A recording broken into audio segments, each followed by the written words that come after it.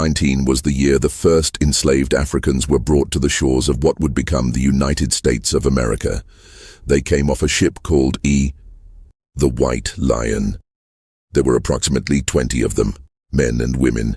They had been torn from their homes in Africa, packed onto a Portuguese slave ship, and then seized at sea by English privateers who traded them to Virginia colonists in exchange for food and supplies. 20 people traded for food. That was the beginning, and from that beginning, over the next 246 years, what grew was one of the most brutal, most calculated, and most far-reaching systems of human oppression the world has ever seen. 12 million African men, women, and children were stolen from their homes, chained, shipped across an ocean in conditions so horrifying that 2 million of them died on the way, and then forced to work without pay, without rights, without freedom, on the land that would become the richest nation in the history of the world. They built America with their hands, with their labor, with their suffering, with their blood. And most people, even today, do not know the full story.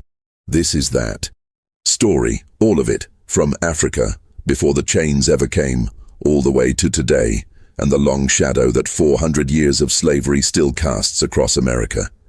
Nothing left out, nothing softened. This is the truth they never told you. Before we talk about slavery, before we talk about ships and chains and auction blocks, we have to go back further. We have to go back to Africa. Because here is the first lie they told you. They told you that Africa was a dark continent, primitive, undeveloped, waiting to be discovered. They taught you that African people had no civilization, no culture, no history worth speaking of before the Europeans arrived. That is not just wrong. That is one of the most deliberate lies in the history of education. Let me tell you what Africa actually was. In the year 1235, a warrior king named Sundiata Keita united the Mandinka people of West Africa and founded what would become one of the most powerful empires on the planet, the Mali Empire. For over 300 years, the Mali Empire dominated West Africa. At its peak, it stretched across an area larger than Western Europe. It controlled the most important trade routes on the continent. It sat on top of the largest gold fields in the known world. And it was home to cities, real cities, with architecture, markets, courts of law, systems of government, and centers of learning that rivaled anything in Europe at the time. The greatest of those cities was Timbuktu.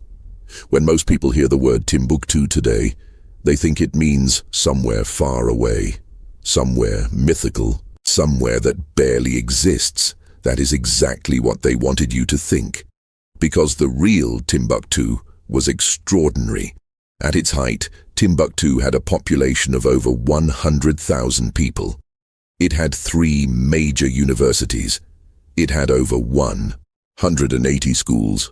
It had libraries that held hundreds of thousands of manuscripts, books on mathematics, astronomy, medicine, law, history, poetry, and philosophy, written by African scholars in African cities at a time when most of Europe could barely read.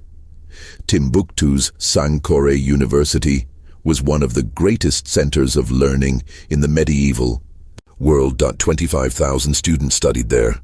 Scholars came from across Africa, from Arabia, from Persia, from as far away as India to study in the libraries of Timbuktu.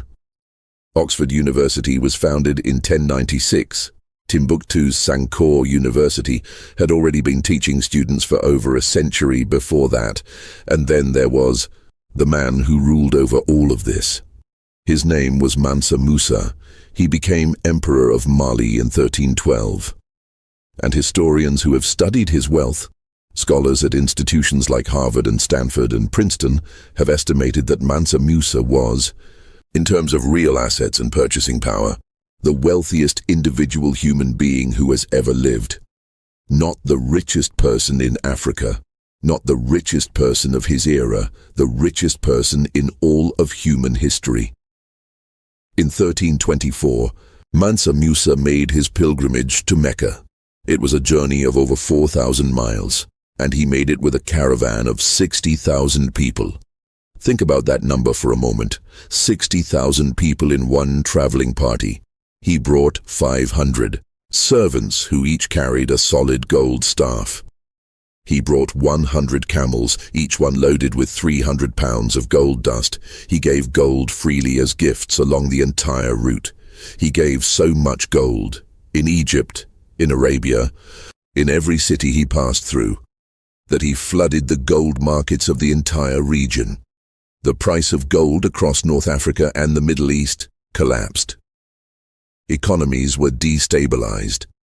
It took 12 years for the gold markets to recover. One journey. He accidentally broke the global economy just by being generous with his own wealth.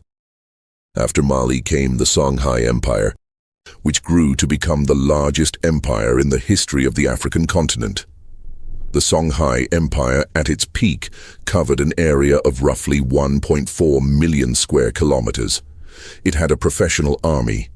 It had a civil service. It had a taxation system. It had courts of justice with trained judges who knew Islamic law. It had governor-controlled provinces. It was, by any definition of the word, a highly sophisticated state, and it was not alone. In Central Africa, the Kingdom of Congo had a central government, a currency system, roads connecting its provinces, and a court that received ambassadors from Portugal and Spain as diplomatic equals. In East Africa, the cities of the Swahili coast, Kilwa, Mombasa, Zanzibar, Malindi, had been trading with Arabia, Persia, India, and China for over 1,000 years. Chinese porcelain and Indian textiles have been found in East African archaeological sites dating back to before the year 900. 1,000 years before colonization, Africa was not waiting to be discovered. Africa was already connected to the world. It was already thriving. And then the Europeans came. In the 1400s, Portuguese ships began sailing south along the West African coast. Their stated purpose was trade and exploration. Their real purpose became something far darker. In 1441, a young Portuguese captain named Untold captured 12 Africans on the coast of what is now Mauritania. He brought them back to Lisbon as gifts for Prince Henry of Portugal. Prince Henry was delighted. He gave Gonçalves a reward and sent him back for more. Those 12 people, that one journey, that one royal approval, that was the beginning of the Atlantic slave trade. What started with 12 people in 1441 would grow over the next 4 centuries into the largest forced migration of human beings in the history of the world. The Atlantic slave trade ran for approximately 400 years, from the mid-1400s to the mid-1800s. During that time, historians estimate that between 12 and 13 million Africans were forcibly taken from the continent and shipped to the Americas. 12 to 13 million people. They came from all across West and Central Africa, from what is now Senegal, Ghana, Nigeria, Angola, the Congo. They were farmers, they were craftsmen, they were traders, they were teachers, they were parents, they were children, they were grandparents, they were people with names and histories and families and futures, and they were taken. The process of capture was brutal. From the very first moment, some were taken in raids, armed men, sometimes African slave traders working in partnership with European merchants. Sometimes European soldiers themselves would descend on a village in the night. They would burn the homes. They would kill anyone who resisted. They would chain the survivors together in a line and march them, sometimes for hundreds of miles to the coast. That march was called the slave coffle. People walked in chains through jungle and savanna without enough food or water for weeks at a time. Many died before they even reached the coast. At the coast, they were held in fortresses called slave castles. These castles still stand today. Places like Elmina Castle in Ghana, Cape Coast Castle, Gorée Island off the coast of Senegal. Inside these castles, Enslaved people were held in dark, airless dungeons, sometimes for weeks or months, while slave merchants waited for ships. There was a place in these castles called the Door of No Return. It was a door that opened directly onto the beach. Once you walked through that door, you were loaded onto a ship, and you would never see Africa again. That journey across the Atlantic was called the Middle Passage. It was called the Middle Passage because it was the middle leg of the triangular trade. European ships left Europe carrying manufactured goods, guns, cloth, alcohol, iron bars. They traded those goods in Africa for enslaved people. They then carried the enslaved people across the Atlantic to the Americas. Then they loaded up with sugar, tobacco, cotton, and rumen, sailed back to Europe to sell it. 3 legs, 3 continents, one closed circle of profit built entirely on human suffering. The crossing itself, the Middle Passage, was one of the most horrifying experiences a human being could endure. On the ships, enslaved people were packed into the hold below deck. The space allocated to each person was described in the records of the time. On many ships, each person was given a space 6 feet long and 16 inches wide. That is the size of a shelf. They lay in those spaces, chained to the person beside them, and the person above them, unable to sit up, unable to turn over, unable to stand, unable to move. The heat in the hold could reach over 100 degrees. There was no ventilation, there was no sanitation. People lay in their own filth and in the filth of everyone around them. Disease spread through the hold like wildfire. Dysentery, smallpox, measles, typhoid. The crossing took anywhere from 3 weeks to 3 months, depending on the winds and the route. During that time, people died every day. Of the 12 million people who boarded those ships, historians estimate that approximately 2 million never survived the crossing. 2 million people, dead in the middle of the ocean, their bodies thrown overboard. No graves, no markers, no records of their names, just gone.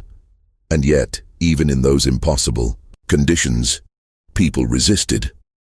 There are documented records of over 400 slave ship rebellions that took place during the Middle Passage. Enslaved people broke their chains. They overpowered guards. They set fires. They took control of ships. In 1839, an enslaved man named Sengbe Pie, also known as Joseph Cinque, led a rebellion aboard a Spanish slave ship called the Amistad. He and the other captives freed themselves, killed the captain and the cook, and ordered the surviving crew to sail them back to Africa. The crew tricked them and sailed north instead, to the coast of America. The case went all the way to the Supreme Court of the United States. Former President John Quincy Adams argued for their freedom. They won.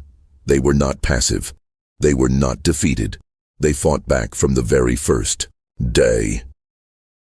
When the ships finally reached the Americas, the ports of Charleston and Savannah in the south, the docks of New Orleans, the harbors of Virginia, the surviving enslaved people were unloaded, cleaned up, and prepared for sale. They were examined like livestock. Their teeth were checked. Their muscles were assessed.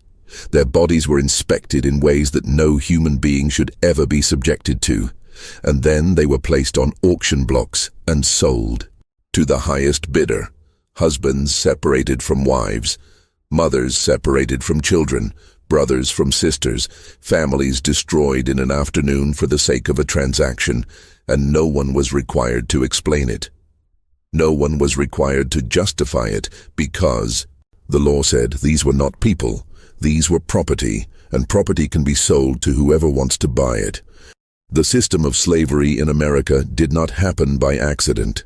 It was built deliberately, law by law, over the course of decades. When the first Africans arrived in Virginia in 1619, the legal category of slave did not yet formally exist in the New American colonies. Some of those early Africans were classified as indentured servants. They worked for a fixed number of years, and at the end of their indenture they were technically free. But that changed quickly. Because the colonial planters had a problem. They needed labor. Enormous, relentless, back-breaking labor to grow the tobacco and rice and, later, the cotton that made the colonies wealthy, and indentured servants, who were eventually freed, were not efficient enough for their purposes. So they began building a new system. In 1640, a Virginia court sentenced an African man named John Punch to serve his master for the rest of his natural life, while his two white companions who ran away with him received only extended indentures. That ruling is considered one of the first legal distinctions made in America between white servants and black servants. In 1662, Virginia passed a law stating that the status of a child, free or enslaved, would follow the status of the mother. This was a catastrophic law because it meant that if an enslaved woman had a child, that child was born into slavery, no matter who the father was, even if the father was the slaveholder himself. This law turned enslaved women into a breeding population. Their children were not people to be loved and raised. Their children were property to be owned and sold. By 1705, Virginia had passed a comprehensive set of laws called the Virginia Slave Codes. These codes were the legal architecture of American slavery. They said, all servants imported from non-Christian nations shall be accounted and be slaves. Meaning, if you were African, you were a slave. They said that enslaved people were personal property, that they could be bought, sold, leased, inherited, and used as payment for debts. They said that enslaved people could not own property, could not testify in court, could not leave their plantation without written permission from their enslaver, could not learn to read, could not legally marry, could not carry a weapon, could not raise a hand to a white person even in self-defense, and any enslaved person who violated any of these rules could be legally beaten, legally branded, legally tortured, and legally killed. This was the world that enslaved black people in America were born into. A world designed from top to bottom to hold them in place forever. And then the cotton gin arrived. In 1793, a man named Eli Whitney invented the cotton gin, a machine that could clean cotton 50 times faster than a person could by hand. Suddenly, cotton became extraordinarily profitable. The demand for cotton labor exploded, and the demand for enslaved people to provide that labor exploded with it. Between 1790 and 1860, the number of enslaved people in the United States grew from approximately 700,000 to nearly 4 million. 4 million people owned. By 1860, enslaved black people in the American South represented more total financial value than all the railroads and all the banks in the entire United States combined. The economy of the most powerful nation in the world was built on the bodies of enslaved African people. What was life like inside that system? An enslaved person on a cotton plantation in Mississippi in 1850 woke before sunrise. They lived in a wooden cabin with a dirt floor, no windows, no fireplace in many cases, shared with other families, sometimes 8 or 10 people in a space the size of a small room. They were given 2 sets of clothing per year. They were given a food ration, typically a weekly allowance of cornmeal and salt pork. That was it. They worked from before sunup to after sundown, 6 days a week on most plantations, 7 on many, from the time they could walk and carry a water bucketto, the day they died. They were required to pick a quota of cotton every single day, often over 200 pounds. On some plantations, the quota was higher, and at the end of each day, their cotton was weighed. If you met your quota, you were safe for that day. If you exceeded your quota was raised the next day. If you fell short of your quota, you were beaten. The beating was not an informal punishment. It was a scheduled, systematic tool of control. After the weighing at the end of each day, the overseer would administer lashes for every pound the enslaved person had fallen short. 1 pound short, 1 lash, 10 pounds short, 10 lashes, 50 pounds short, 50 lashes. This was not something that happened occasionally. This was the daily rhythm of plantation life. The violence of American slavery went far beyond beatings. Enslaved people were branded with hot irons. Ears were cut off as punishment for running away. Thumbs were cut off. People were placed in devices called slave collars, metal rings locked around the neck with long spikes pointing outward that made it impossible to run through brush or lie down to sleep. There are records in the legal archives of the American South of enslaved people being buried alive, of people being dragged to death behind horses, of people being burned alive as public spectacles, as warnings to others who might think of resisting, and all of it was legal. Every single act of violence. Legal.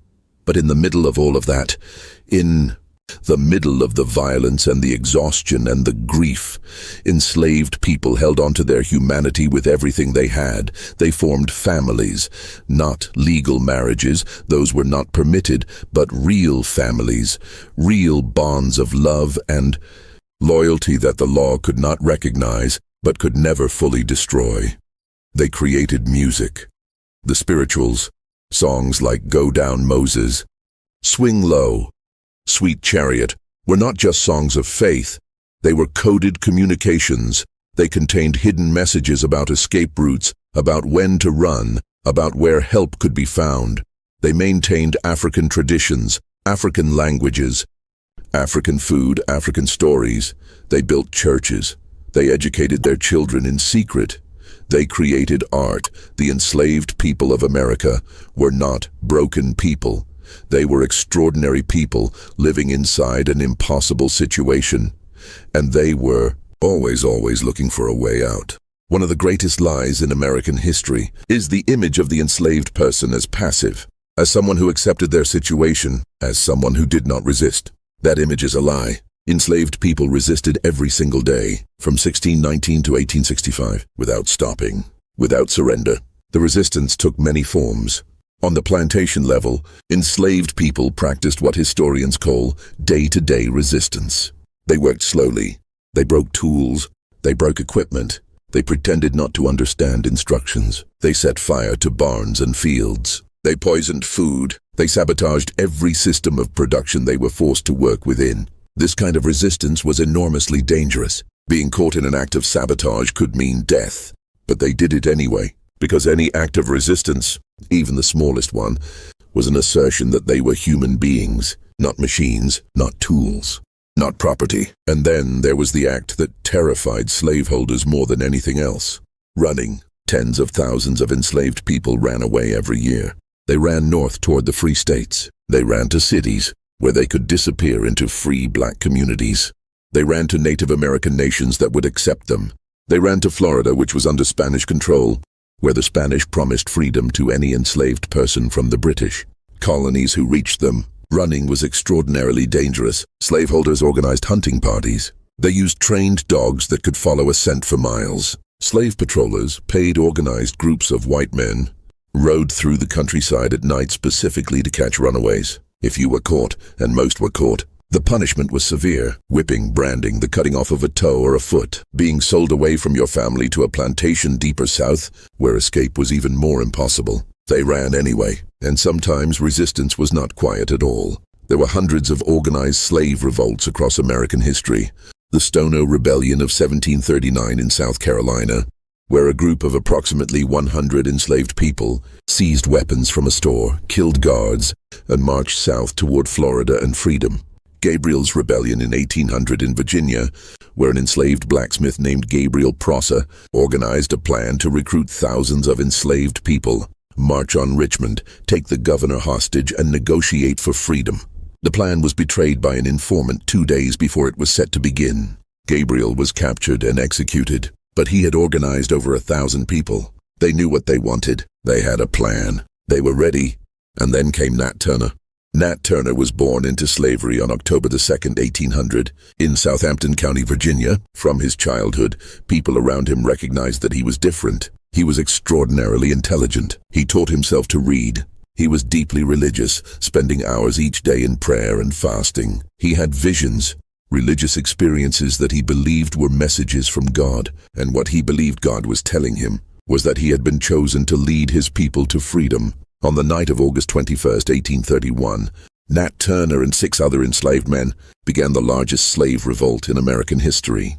They moved through Southampton County through the night, gathering more men as they went, moving from plantation to plantation. By the time the rebellion was suppressed 2 days later, the group had grown to approximately 70 men, and approximately 60 white people had been killed. The reaction was immediate and ferocious. Governor John Floyd called out the Virginia militia. U.S. Army and Marine forces were deployed. The Navy sent ships. White mobs, not just soldiers, went through the county killing black people. Any black person, free or enslaved, was in danger. Historians estimate that over 100 black people were killed in the reprisals, many of them having nothing to do with the rebellion. Nat Turner hid in the woods for 6 weeks. He was eventually captured, tried, and hanged on November 11, 1831. After his execution, his body was skinned. The skin was made into grease and into a purse. This was done deliberately, as a message.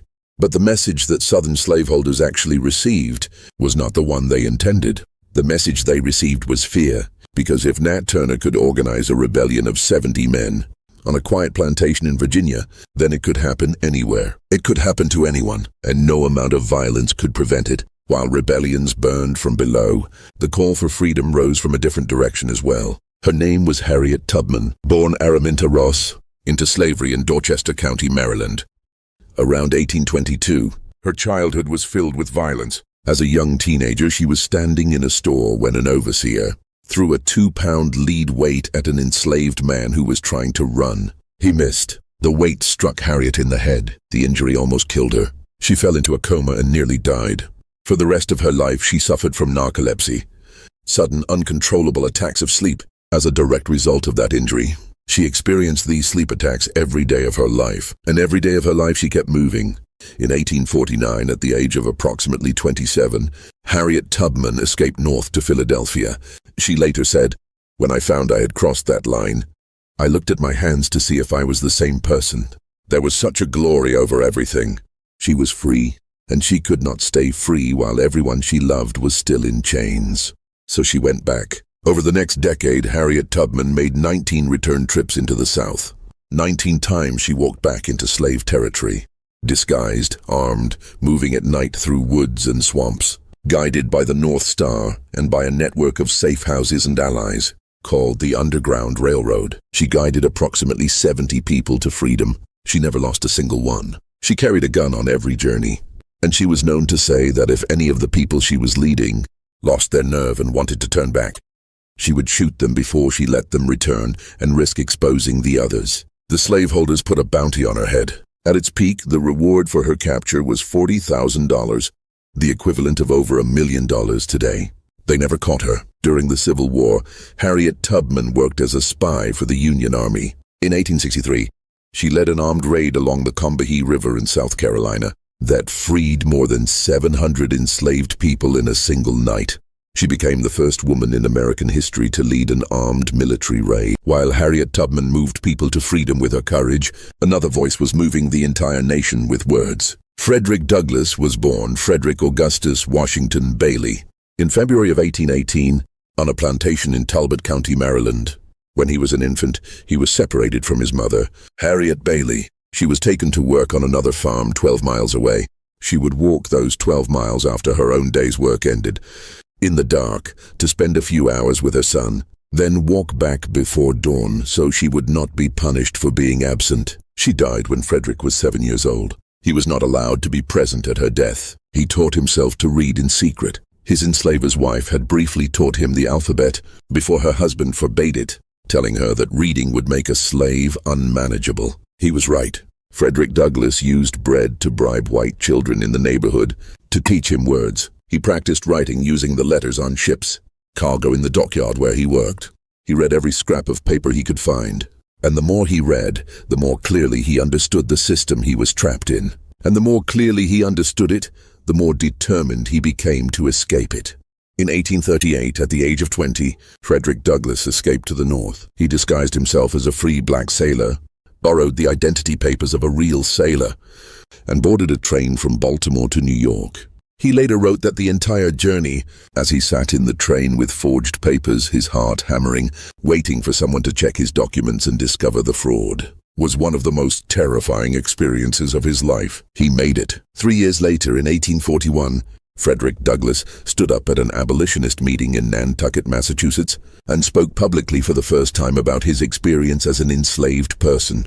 The audience was stunned. Here was a man who had been enslaved just 3 years ago, a man who was still technically the legal property of his enslaver under federal law, standing in a hall in Massachusetts, speaking with a precision and an intelligence and a controlled fury that most professional orators could not match. People in the audience said afterward that they had never heard anything like it. In 1845, Douglass published his autobiography, Narrative of the Life of Frederick Douglass, an American Slave. It was a sensation. It sold 30,000 copies in its first 5 years. It was translated into multiple languages. It was read across Europe and around the world, and it destroyed one of the central arguments that slaveholders used to defend slavery, the argument that enslaved people were not intelligent enough to govern themselves. Here was a man who had been enslaved. Here was his story, in his words, in his own voice. Slaveholders in the South said the book was a fraud.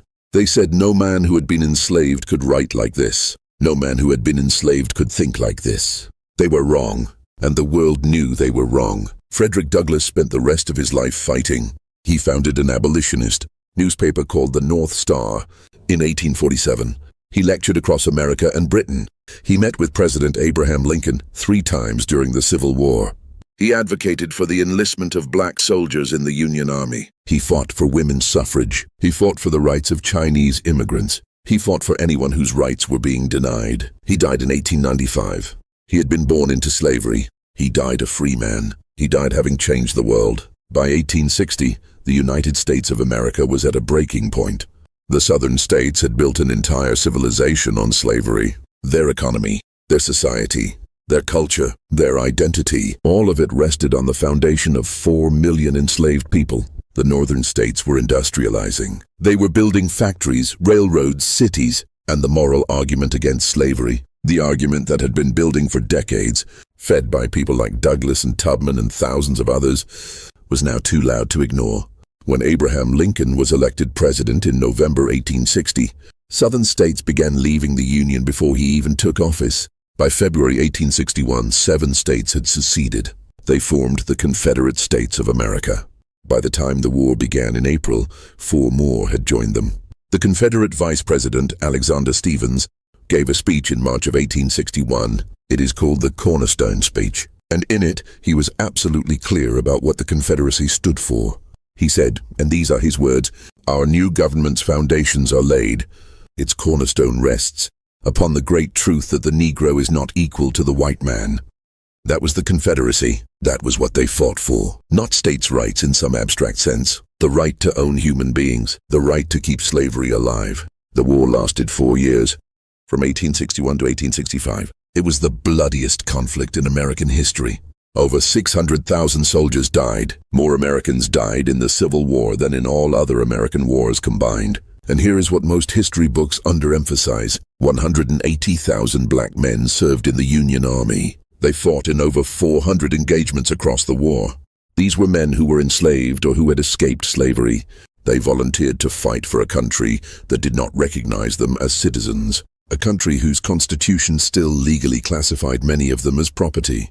They fought anyway, because this was their country too, because they were fighting for their own people, for their families, for their freedom. On January 1st, 1863, President Lincoln issued the Emancipation Proclamation. It declared that all enslaved people in states that were in rebellion against the United States were free. It did not free enslaved people in the border states that had stayed in the Union. It was as much a military strategy as a moral statement. Lincoln hoped it would weaken the Confederacy by encouraging enslaved people to flee and join the Union Army. And it worked. But the proclamation was only paper.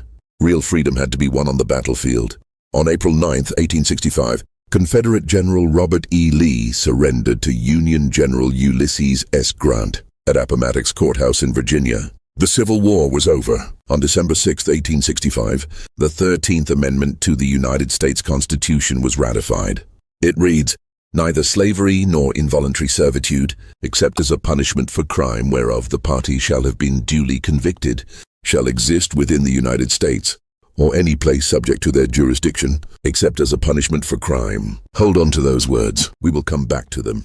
On June 19, 1865, General Gordon Granger rode into Galveston, Texas, and read out General Order Number 3. It said, "The people of Texas are informed that, in accordance with a proclamation from the Executive of the United States, all slaves are free." This was 2.5 years after the Emancipation Proclamation. The reason that enslaved people in Texas did not hear the news until 2.5 years after Lincoln's proclamation is still debated by historians. Some say there were simply not enough Union troops in Texas to enforce it. Others point to evidence that slaveholders in Texas deliberately suppressed the information to keep their workforce in place through one more cotton harvest. 2.5 years of continued slavery after it had been legally abolished. That day, June 19th, is what we now call Juneteenth. 4 million people were now free. 4 million people who had been legally prohibited from owning property, from being educated, from earning wages, from building any kind of material foundation for their lives. They were free, and they had nothing. The federal government made a promise. General William Sherman, in January of 1865, issued Special Field Order Number 15. It promised formerly enslaved people 40 acres of land from the abandoned plantations of the South. Other resources were promised too. The phrase that has come down through history is 40 acres and a mule. 400,000 acres of coastal land in South Carolina, Georgia, and Florida were redistributed to formerly enslaved families. But within months of Lincoln's assassination in April 1865, President Andrew Johnson, who had very different ideas about the South, reversed the order. The land was taken back from the black families who had been given it and returned to its former Confederate owners. The promise of 40 acres was broken. That broken promise has echoed through American history for 160 years. What followed was called Reconstruction. From 1865 to 1877, the federal government made a serious attempt to rebuild the South and integrate 4 million formerly enslaved people into American society. And for 12 years, Black America built something remarkable. Black men voted in large numbers for the first time. Black men were elected to state legislatures across the South. 22 black men were elected to the United States Congress. Hiram Revels became the first black U.S. senator in American history in 1870, taking the very Senate seat that had been held by Jefferson Davis, the president of the Confederacy. Black schools were built across the South. Black literacy rates rose from near zero to over 30% in a decade. Black communities built churches, businesses, banks, newspapers, and then it was torn down. The Ku Klux Klan was founded in 1865 by former Confederate soldiers. Its purpose was explicitly to restore white supremacy in the South and prevent black Americans from exercising the rights they had just been given. Klan members murdered black elected officials. They burned black churches and schools. They terrorized black communities into not voting. They lynched black men and women as public spectacles of terror. In 1873, in Colfax, Louisiana, a white mob attacked a group of black men who were defending the local courthouse against a disputed election result. Over 100 black men were killed. Many were killed after they had already surrendered. No one was ever meaningfully punished. In 1877, the Compromise of 1877 ended Reconstruction. It was a political deal between Republicans and Democrats to resolve the disputed presidential election of 1876. As part of the deal, federal troops were withdrawn from the South. Black Americans were left unprotected. Reconstruction was over, and what replaced it were the Jim Crow laws. Jim Crow was a system of racial apartheid, legally mandated racial segregation covering every aspect of life. Separate schools, separate hospitals, separate courtrooms, separate water fountains, separate sections on public buses, separate everything. And the separation was not equal. The black schools got the old broken desks. The black hospitals got the underfunded wards. The black sections of the bus were in the back. This system, Jim Crow, lasted in its formal legal form until 1965, 100 years after emancipation. Still segregated, still legally unequal. We are now 160 years from the abolition of slavery, 60 years from the end of Jim Crow. And the question that every honest person must ask is this: what did 400 years of slavery leave behind? The racial wealth gap in America today is one answer. The median white family in the United States has approximately 8 times the wealth of the median black family. 8 times. That gap did not appear out of nowhere. It is the direct result of 246 years of unpaid labor, of the broken promise of 40 acres, of the legal exclusion from wealth building under Jim Crow, of the redlining policies of the 20th century that prevented black families from buying homes in neighborhoods that were appreciating in value. Every generation of black Americans tried to build wealth. Every generation faced systems designed to prevent it. The mass incarceration of black Americans today is another answer. The United States has the largest prison population in the world, and black Americans are incarcerated at 5 times the rate of white Americans. And remember those words from the 13th Amendment: except as a punishment for crime. The legal exception for slavery when crime is involved has been used to build a system of prison labor in which incarcerated people, disproportionately black, work for pennies an hour or for nothing at all. The chain has changed shape. It has not disappeared. The health disparities, the education gap, the housing inequality, the over-policing of black neighborhoods, the underinvestment in black communities, the way black pain has been dismissed and minimized by American institutions for 4 centuries. These are not coincidences. These are the accumulated weight of 400 years of deliberate, systematic oppression. None of this means that America has not changed. It has changed in ways that were unimaginable 200 years ago, in ways that people gave their lives to make possible. But change requires understanding. Real change, deep change, requires looking at the full truth of what happened. Not a sanitized version, not a comfortable version, the real version. Because you cannot understand where America is without understanding where it came from. And it came from this. It came from 400 years of black slavery. From the gold kingdoms of Africa to the auction blocks of Virginia. From the hold of a slave ship to the cotton fields of Mississippi. From the whip of an overseer to the terror of the Klan. That is the foundation.